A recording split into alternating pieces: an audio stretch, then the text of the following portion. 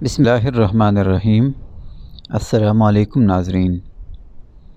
آج ہم جس ٹاپک پر بات کریں گے وہ اسلامک اکنامکس یعنی اسلامی معیشت ہے۔ اس میں ہم یہ ڈسکس کریں گے کہ اسلامی معیشت کیا ہے اور اسلام کے معیشت کے حوالے سے کیا بنیادی اصول ہیں جو اسلام نے ہمیں فراہم کیے ہیں۔ نیز اس لیکچر میں دنیا کے دیگر نظام ہائے معیشت مثلاً کیپٹلزم، سوشلزم پر بھی گفتگو کی جائے گی۔ آگے بڑھنے سے پہلے اگر آپ نے ابھی تک اس چینل کو سبسکرائب نہیں کیا تو کائنڈلی اس کو سبسکرائب کر دیں تاکہ اسلامی موضوعات پر نئی آنے والی ویڈیوز کی اپڈیٹس آپ کو مل سکیں۔ تو اب ہم بات کرتے ہیں اپنے ٹاپک کی۔ تو سب سے پہلے دنیا میں رائج بڑے معاشی نظاموں کے حوالے سے بات کریں تو اس وقت دنیا میں ہمیں دو بڑے معاشی نظام نظر آتے ہیں جن کو دنیا کے بیشتر ممالک فالو کرتے ہیں، اور پوری دنیا معاشی اعتبار سے ان دو بڑے بلاکس پر ڈیوائیڈ ہے۔ پہلا نظام جس کو ہم کہہ سکتے ہیں کیپٹلزم، اسی کو اردو میں سرمایہ دارانہ نظام کہتے ہیں، جس کو آج کے دور میں امریکہ لیڈ کرتا ہے، جبکہ دوسرا بڑا نظام سوشلزم ہے جس کو ہم اشتراکیت کہتے ہیں،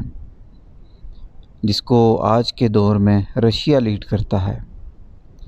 اب مختصراً بات یہ ہے کہ یہ دونوں معاشی نظام معیشت کے بنیادی مسائل کے حل کے لیے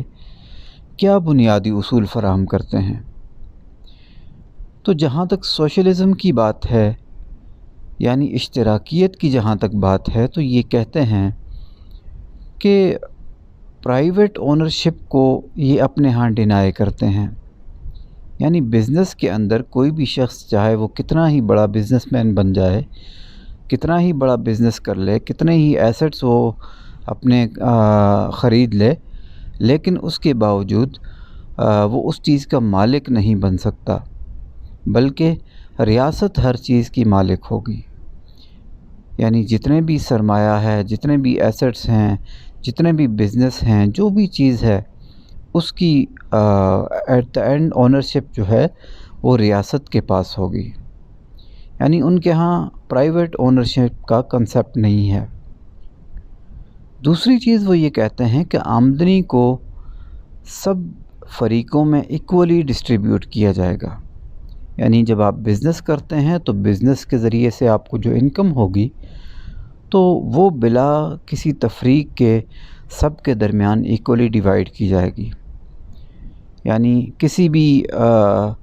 علم ہو، چاہے وہ اسکل ہو، چاہے وہ ایکسپیرینس ہو، کسی چیز کو لحاظ نہیں رکھا جائے گا، بلکہ جو منافع ہوگا وہ سب میں ایکولی ڈسٹریبیوٹ کیا جائے گا۔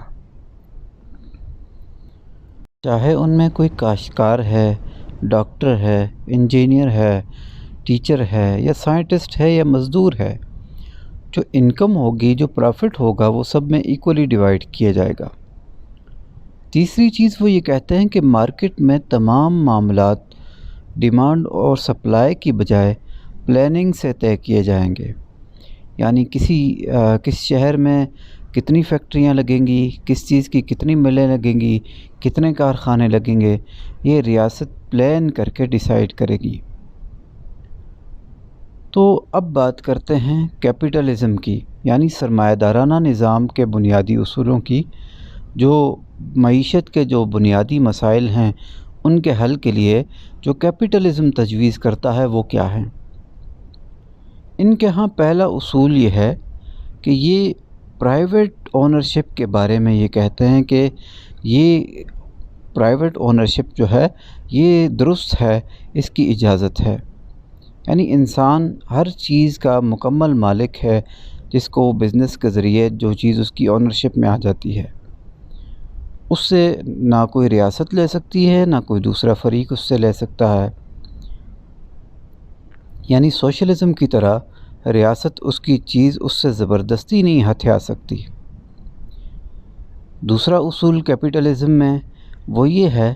کہ مارکیٹ میں دو قدرتی ہڈن فورسز جن کو ڈیمانڈ اور سپلائی کہتے ہیں، یہ انویزیبل ہوتی ہیں، نظر نہیں آتی، ان کو آزاد چھوڑا جائے گا تاکہ یہ معیشت کے مسائل کا خود ہی حل دیں۔ یعنی مارکیٹ میں جس چیز کی ڈیمانڈ زیادہ ہوگی تو اس کی قیمت خود بخود بڑھ جائے گی، اور جس چیز کی سپلائی زیادہ ہو جائے گی تو اس کی قیمت خود بخود کم ہو جائے گی۔ یعنی حکومت اس ڈیمانڈ اور سپلائی کی فورسز میں اپنا انٹرفیئر نہیں کرے گی۔ اب تیسری چیز یہ کہ وہ منافع کی تقسیم یعنی انکم ڈسٹریبیوشن کا جب مرحلہ آتا ہے تو اس کے حوالے سے بھی وہ یہ حل تجویز دیتے ہیں۔ وہ یہ کہتے ہیں کہ اس کو بھی ڈیمانڈ اینڈ سپلائی پر چھوڑا جائے گا کہ جس چیز کی مارکیٹ میں ڈیمانڈ زیادہ ہے اس کو زیادہ شیئر پے کیا جائے گا،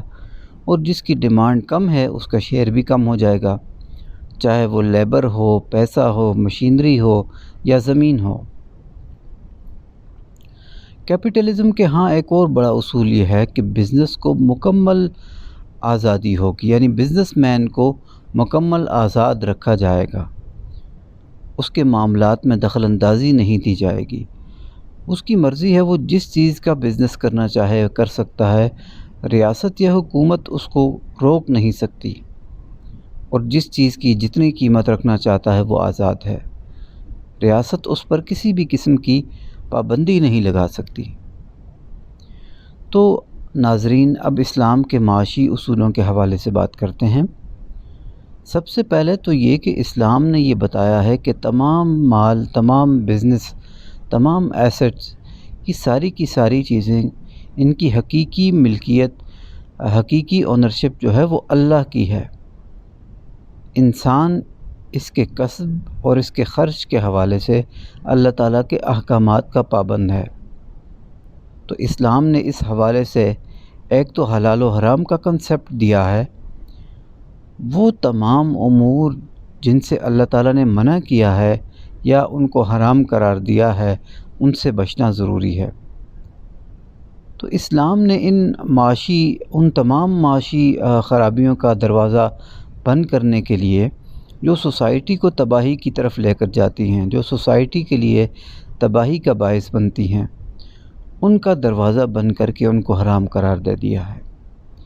مثلا اسلام یہ اصول دیتا ہے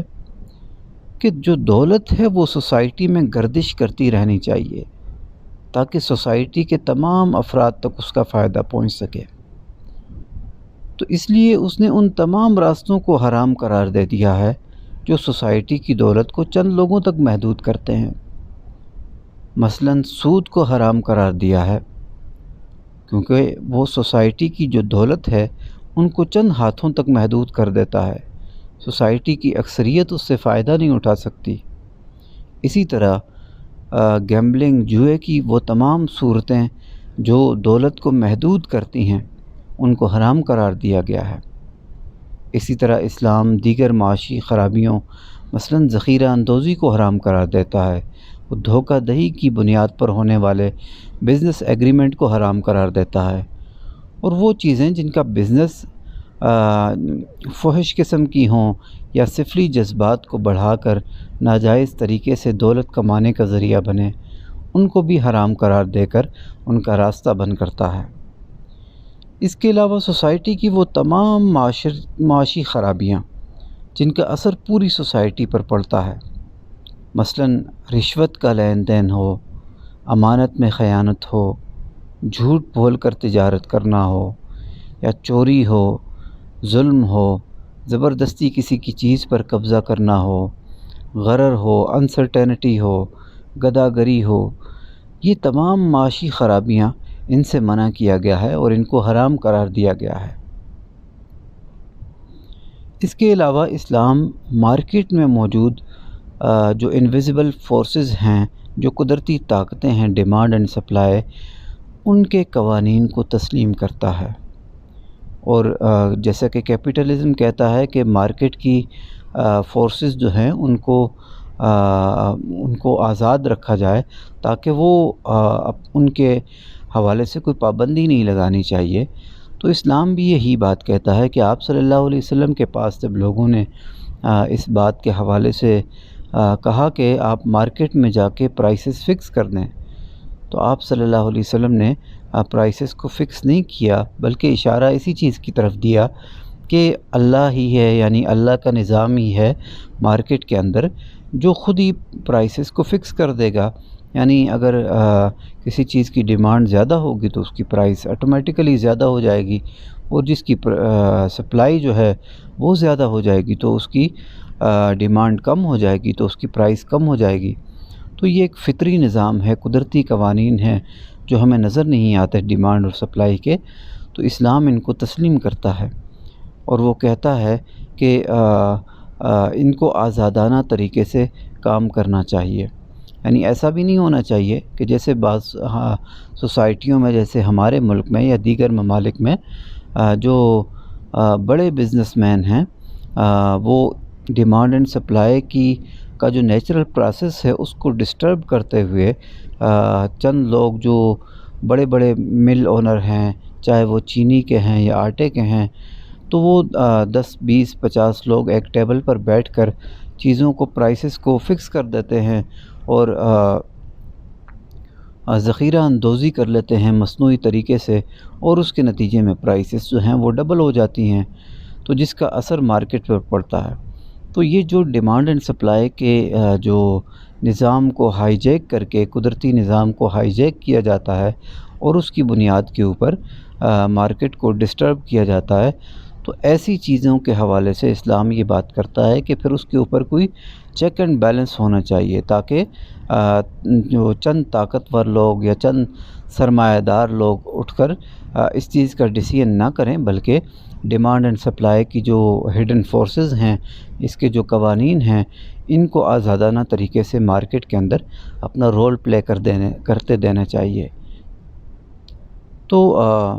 اسی طرح اسلام اس بات پر بھی زور دیتا ہے کہ بزنس میں مڈل مین کا جو رول ہے اس کو محدود کیا جائے، اس کو کم سے کم کیا جائے، تاکہ جو منافع ہے وہ اصل مالک تک زیادہ سے زیادہ پہنچ سکے۔ یعنی جو کاشتکار ہے، جو چیز کو اصل بنانے والا ہے، وہ مارکیٹ تک تو پہنچا نہیں سکتا، تو اس کے درمیان میں 10 15 20 مڈل مین آ جاتے ہیں، جس کا نتیجہ یہ ہوتا ہے کہ اصل جو اس کی قیمت ہے وہ مڈل مین تک چلی جاتی ہے، اور جو اس کا اصل بنانے والا ہے، مینوفیکچر کرنے والا ہے، یا اصل اس کا کاشتکار ہے، اس تک وہ قیمت نہیں پہنچ سکتی۔ تو اسلام اس بات پر زور دیتا ہے کہ بزنس کے اندر جو مڈل مین کا رول ہے اس کو محدود کیا جائے، اس کو کم سے کم کیا جائے۔ تو اس حوالے سے چند یہ ضروری ابتدائی اور بنیادی قسم کے اصول تھے۔ اس کے علاوہ بھی تفصیلی گفتگو اس حوالے سے کی جا سکتی ہے، لیکن یہ ایک لیکچر کے حوالے سے، ایک لیکچر کے حساب سے چند چیزیں تھیں جو اسلام کی معاشی اصولوں کے حوالے سے تھیں، تو وہ آپ کے سامنے رکھی ہیں۔ اس کے ساتھ ہی آج کا لیکچر اپنے اختتام کو پہنچتا ہے۔ والسلام۔